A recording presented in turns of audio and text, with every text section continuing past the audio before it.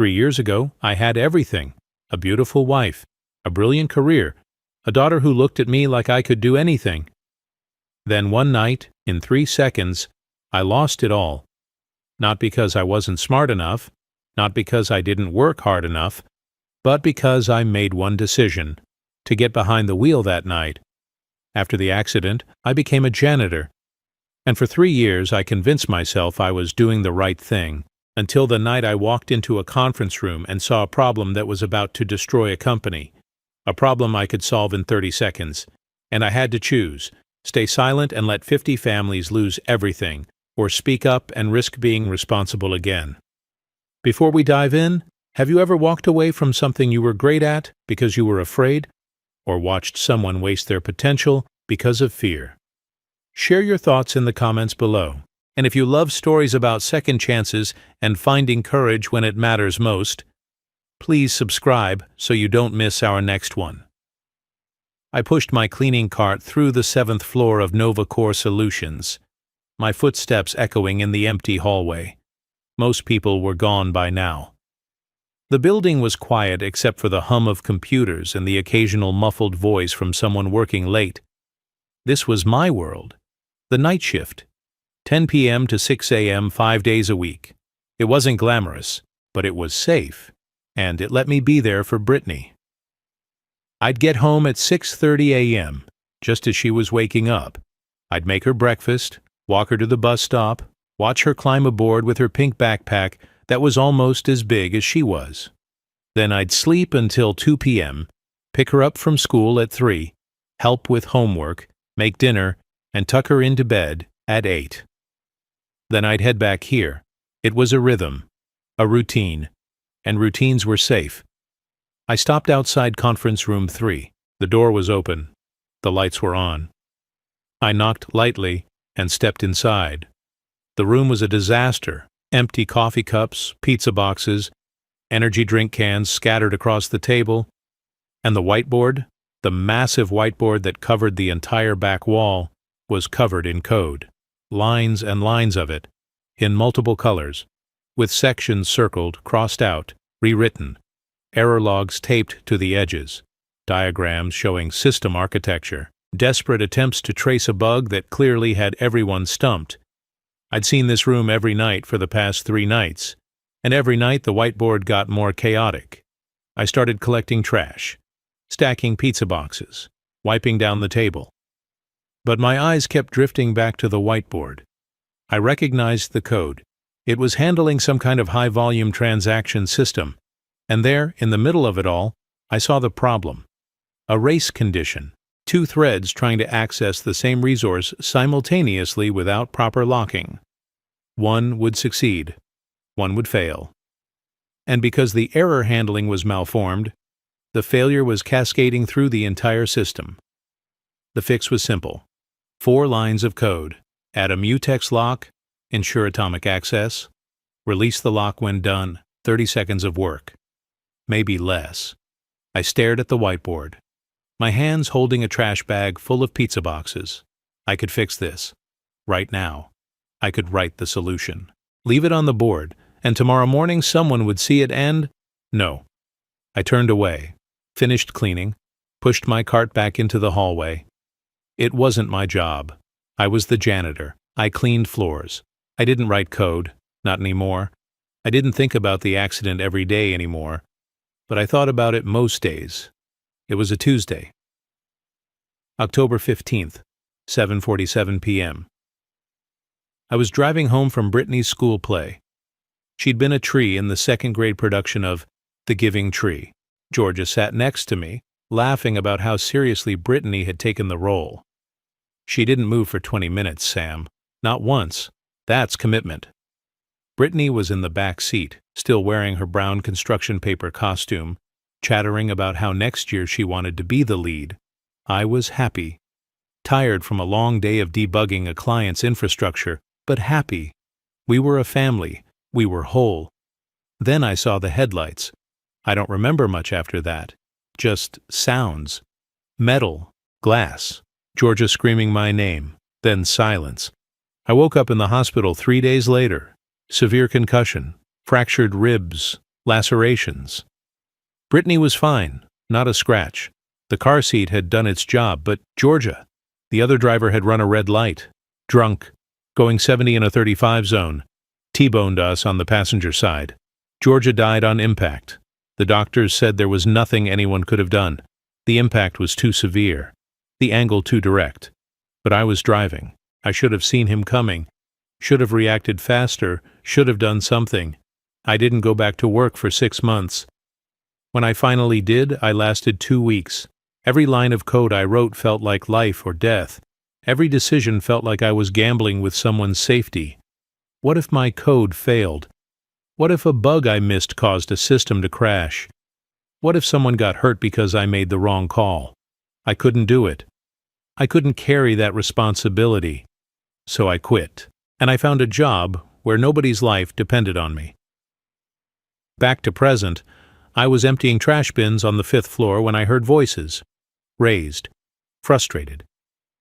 I glanced toward the open door of the large conference room at the end of the hall. The war room, people called it, where the executive team met during crises. Tonight it was full. I could see at least 30 people inside. Engineers, mostly. Hunched over laptops, gathered around monitors, some sitting on the floor with tablets, pizza boxes and coffee cups everywhere. At the center of it all stood a woman I recognized. Camilla Ferguson, CEO and founder of NovaCore Solutions, 45 years old, self-made billionaire, known for being brilliant, demanding, and utterly unforgiving of failure. I'd seen her exactly twice in the 3 years I'd worked here, both times from a distance. She didn't notice people like me. Tonight, she looked furious. "I don't care how tired you are," she was saying, her voice cutting through the room. "I don't care that you've been here for 3 days. We have 8 hours. 8. If we don't fix this by 8 a.m., we lose the titanium contract. Do you understand what that means?" Silence. "It means $100 million in revenue. Gone. It means layoffs. It means this company's reputation is destroyed. It means we're done." I kept moving, pushed my cart past the door. Tried not to listen, but I heard anyway. "We've tried everything," someone said, a man's voice, exhausted. "We've traced every function, checked every API call, rebuilt the entire processing pipeline. The bug is still there. We can't find it." "Then find it harder," Camilla snapped. I turned the corner, out of sight, but I could still hear her voice echoing down the hallway. 8 hours, $100 million, 50 jobs. I knew what the problem was. I'd seen it on the whiteboard in conference room 3, but I couldn't say anything, because what if I was wrong? What if my solution made things worse? I couldn't be responsible for that. Not again. I finished the 5th floor, moved to the 4th, then the 3rd. The building was almost empty now except for the war room on the 5th floor. The energy there was frantic, desperate.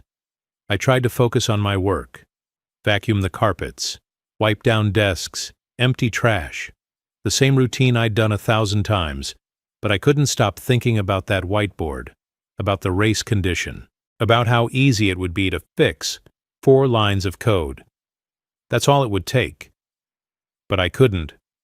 I couldn't risk it. At 2:30 a.m., I took my break, sat in the small janitorial closet on the 2nd floor where I kept my things, pulled out my phone. I had a text from the babysitter, Mrs. Watson, who stayed with Brittany at night while I worked. "Mrs. Watson, Brittany's sleeping. She asked when you'd be home." I told her 6:30 like always. "See you in the morning."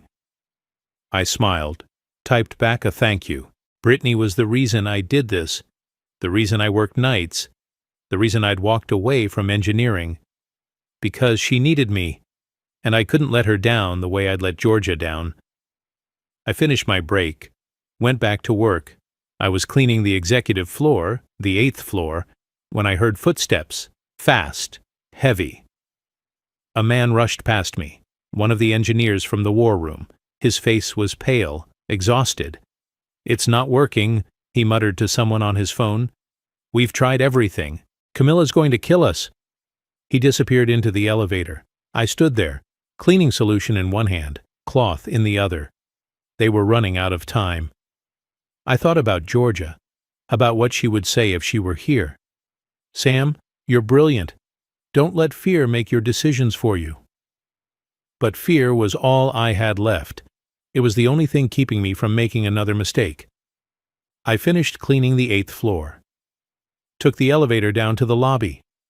It was 5 a.m. My shift ended at 6 a.m. I had an hour left, but there was nothing more to do. The building was clean. I stood in the empty lobby, looked at the elevator. I could go home. Right now. Forget about the whiteboard. Forget about the $100 million problem. It wasn't my job. But then I thought about the 50 people who were about to lose their jobs. 50 families. 50 lives disrupted because a company failed. And I thought, what if I say nothing and they can't fix it? What if my silence is the thing that hurts people? Isn't that responsibility too? George's voice echoed in my mind. Fear is just a feeling, Sam. It doesn't have to be a decision. I pressed the button for the 5th floor. The war room was chaos. 30 engineers, maybe more, all looking like they hadn't slept in days. Laptops everywhere. Monitors showing error logs. Someone was on a video call with what looked like a team in another time zone, and in the center of it all, Camilla Ferguson, pacing, phone pressed to her ear. Her expression was stone. I stood in the doorway, heart pounding, hands shaking. This was insane. I was a janitor. Why would anyone listen to me? But I couldn't walk away. Not this time. I stepped inside. Excuse me. No one looked up. Everyone was too focused, too exhausted. I cleared my throat. Louder. Excuse me, I know how to fix this. A few people glanced at me. Confusion, then dismissal. They went back to their screens. One engineer, tall, late 30s, wearing a hoodie that said Code Ninja, looked at me and laughed. Who the hell are you? I'm Samuel. I clean the offices at night, but The janitor? Another engineer asked. Younger, smirking. The janitor is going to teach us how to code? A few others laughed. Nervous, exhausted laughter. Look, man, Code Ninja said, not unkindly. We appreciate the enthusiasm, but this is a little above your pay grade. I know it looks bad, I said. My voice shook. But I've seen the whiteboard in conference room 3. I know what the problem is. I can fix it. Dude, we've been working on this for 72 hours. You think you figured it out by looking at a whiteboard? Yes. More laughter. Someone muttered, This is what happens when you don't sleep for 3 days. You start hallucinating about janitors. Then a voice cut through the room. Sharp, authoritative. Everyone shut up. Camilla Ferguson. She'd ended her phone call. Was staring at me. The room went silent. She walked toward me, stopped about 3 feet away, looked me up and down. Janitor uniform, cleaning cart still in the hallway behind me. What did you say? She asked. I said I know how to fix the problem. You're the janitor. Yes. And you think you can solve a problem that 30 of my best engineers can't solve? I swallowed hard. Yes. She studied me. Didn't laugh. Didn't dismiss me. Just studied. Then she said, You have 5 minutes. Code Ninja stepped forward. Camilla, we don't have time for... I said 5 minutes. She didn't take her eyes off me. If he's wasting our time, we lose 5 minutes and a janitor. If he's not, we save $100 million. I'll take those odds. She gestured toward a laptop on the table. Show me. My hands were shaking as I walked to the front of the room. 30 exhausted, skeptical engineers watched me. I picked up a marker, went to the large monitor displaying the system architecture. The problem is here, I said, pointing to a section of the code. In the transaction processing thread, you have 2 asynchronous functions trying to access the same resource, specifically the payment validation queue. But there's no mutex lock, so when both threads hit the queue simultaneously, one succeeds and one fails. The failure isn't being handled correctly, so it cascades. Code Ninja frowned. We checked that. We implemented retry logic. Retry logic doesn't fix a race condition. It just makes the system try the same broken process multiple times. I wrote 4 lines of code on the whiteboard. Add a mutex lock before accessing the shared resource. Atomic access. Release the lock when done. The race condition disappears. Silence. Camilla looked at Code Ninja. Can you implement that? He stared at the whiteboard, then at me, then back at the whiteboard. Yeah, that should work. That could actually... Do it now. Code Ninja sat down, started typing. Fast. The room held its breath. 2 minutes later, he hit enter. Deploying to test environment. Everyone watched the monitor. Error log scrolling. System processes running. Then, green. Across the board. Every process. No errors. Run a full transaction test, Camilla said. Code Ninja typed. Hit enter. The system processed 1,000 simulated transactions in 3 seconds. No failures. No cascade errors. Perfect. The room exploded, not in cheers, in stunned, exhausted silence. The kind of silence that comes when you've been fighting something for 3 days and suddenly it's just over. Camilla turned to me. Who are you? Samuel Carter. I clean the offices at night. That's not what I'm asking. I took a breath. I graduated from MIT with a degree in computer science. I worked as a senior software engineer for DataCorp for 8 years. Before that, I worked at 2 startups. I've been writing code since I was 12. The room was staring at me now, not with laughter, with shock. So why? Camilla said slowly. Are you a janitor? I didn't answer. Couldn't answer. Not here. Not in front of 30 people. Camilla seemed to understand. Jake, she said to Code Ninja. Finalize the fix. Deploy to production. I want full system tests running in 30 minutes. On it. Camilla looked at me. Come with me. Camilla's office was on the 8th floor. Corner office. Floor-to-ceiling windows overlooking the city. The sun was starting to rise. Orange light cutting through the buildings. She closed the door behind us. Gestured to a chair. Sit. I sat. She stayed standing, leaning against her desk, arms crossed. You just saved this company, she said, in 30 seconds. You saw a problem that 30 engineers with advanced degrees couldn't solve in 72 hours. So I'm going to ask you again. Why are you a janitor? I looked at my hands. It's complicated. I have time now. You gave me that. I thought about walking out, about saying it was none of her business, about protecting the wall I'd built around myself for 3 years. But she'd given me 5 minutes when no one else would. She'd listened when everyone else laughed. I owed her the truth. 3 years ago, I said quietly, I was driving home with my wife and daughter. I paused, the memory still sharp, still cutting. Another driver ran a red light, hit us on the passenger side. He was drunk, going 70 in a 35. Camilla didn't say anything, just listened. My wife, Georgia, was in the passenger seat. She died on impact. My daughter, Brittany, was in the back. She survived, not a scratch. I had a concussion, fractured ribs, but the physical damage wasn't the worst part. I looked up at Camilla. I was driving. I should have seen him coming, should have reacted faster, should have done something. But I didn't. And Georgia died because I wasn't good enough.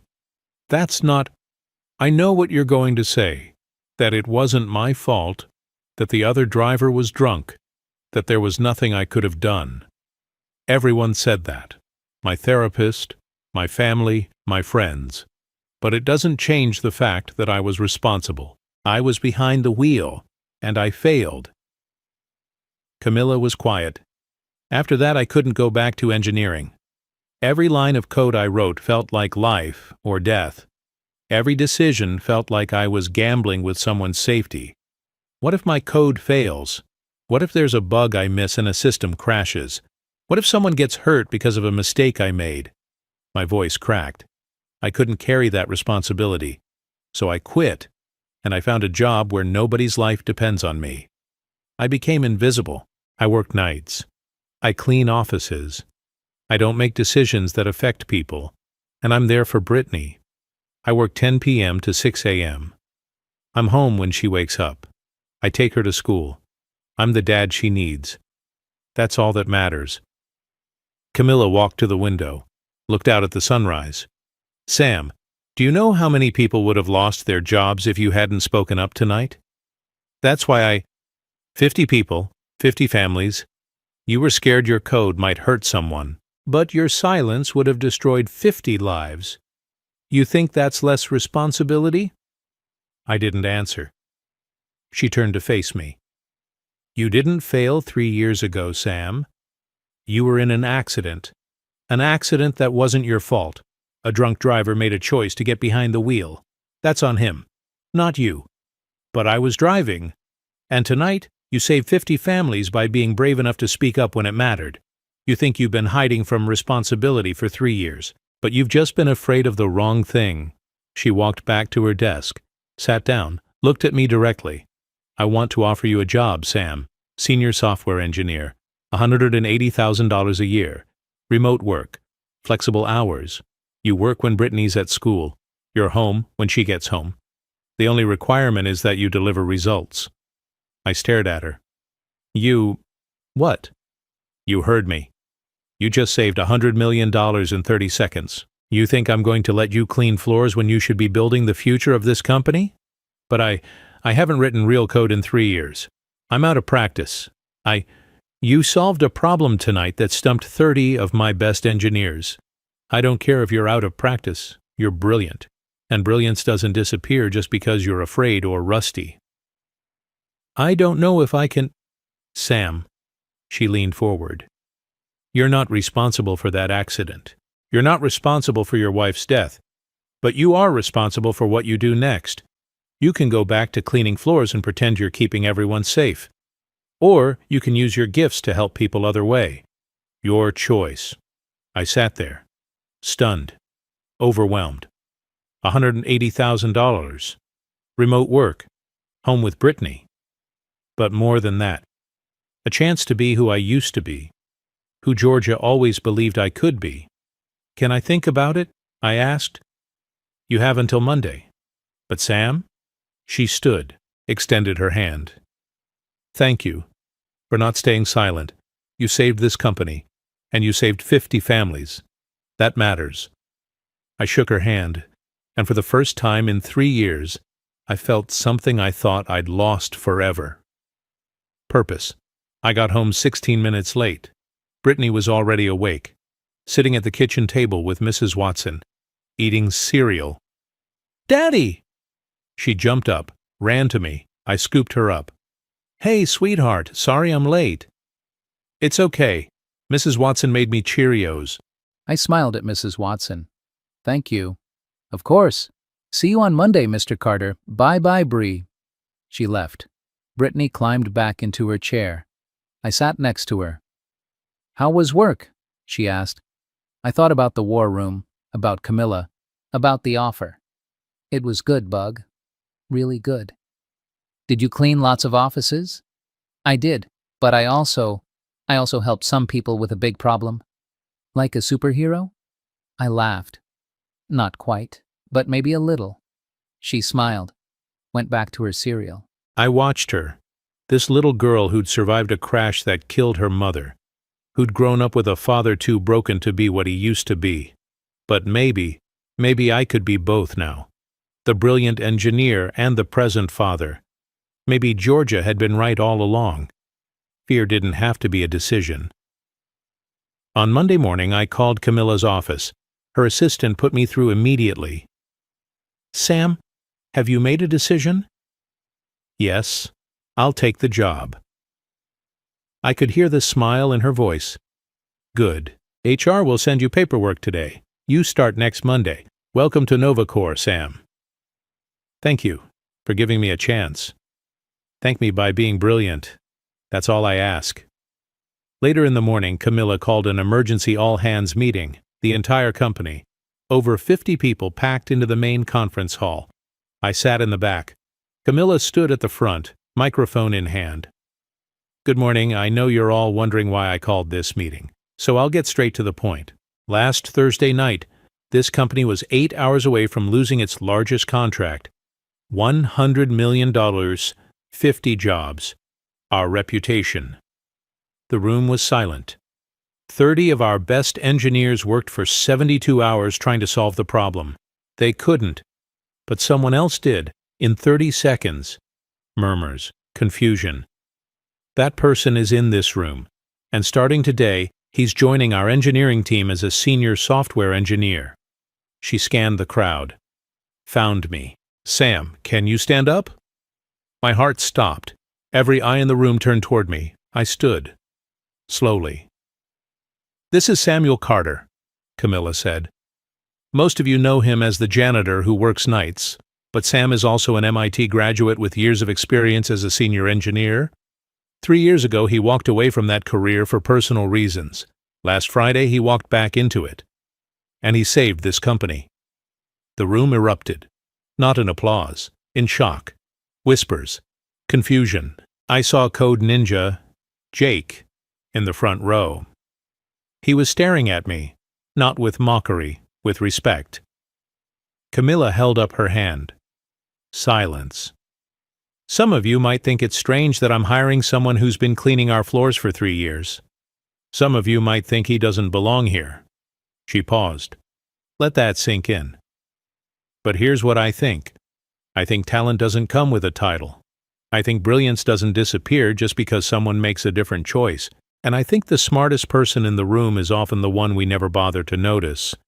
She looked directly at a few engineers in the front row, the ones who'd laughed Thursday night. Sam solved in 30 seconds what 30 of you couldn't solve in 72 hours.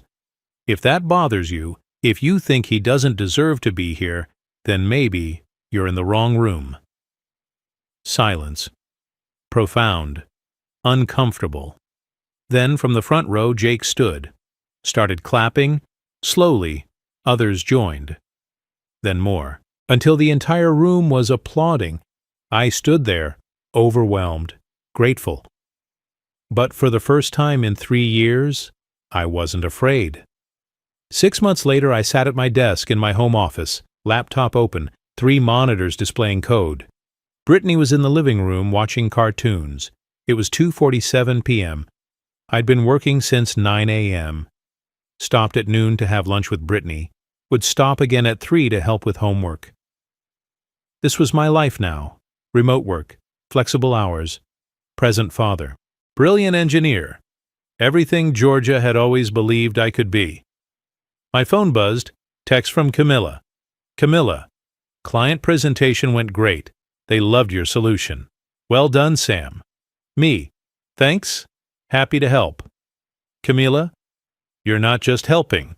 You're transforming this company. Proud to have you on the team. I smiled, set my phone down. On my desk, next to my keyboard, was a framed photo. Georgia. Brittany. Me. Taken 2 months before the accident. We were at the beach. Smiling. Whole. I looked at Georgia's face. I finally did it, I said quietly. I'm both. The brilliant engineer and the good father. Just like you always said I could be. Brittany called from the living room. Daddy, can we have mac and cheese for dinner? Absolutely, Bug. I closed my laptop, stood up, walked into the living room. Brittany was on the couch, surrounded by stuffed animals, hair in a messy ponytail. I sat next to her. She leaned against me. I put my arm around her. Camilla had been right. Fear didn't have to be a decision. And responsibility wasn't something to run from. It was something to embrace. 1 year later, Brittany's school was having a career day. Parents came to talk about their jobs. I stood in front of 25 second graders. Brittany sat in the front row, beaming. My name is Mr. Carter, I said, and I'm a software engineer. Does anyone know what that means? A boy raised his hand. You fix computers? Sort of. I write code. Instructions that tell computers what to do. I solve problems. What kind of problems? A girl asked. Big ones. Problems that affect a lot of people. Problems that seem impossible. But you know what I learned? They waited. I learned that even when something seems impossible, even when you're scared, you can still do it. You just have to be brave enough to try. Oh, have you ever walked away from something you were great at because you were afraid? Or watched someone waste their potential because of fear? Share your story in the comments below. If this story about second chances, finding courage when it matters most, and how one moment can change everything touched your heart, please hit that like button and subscribe for more powerful true stories every day. Don't forget to click the notification bell so you never miss our next inspiring tale. Thanks for watching.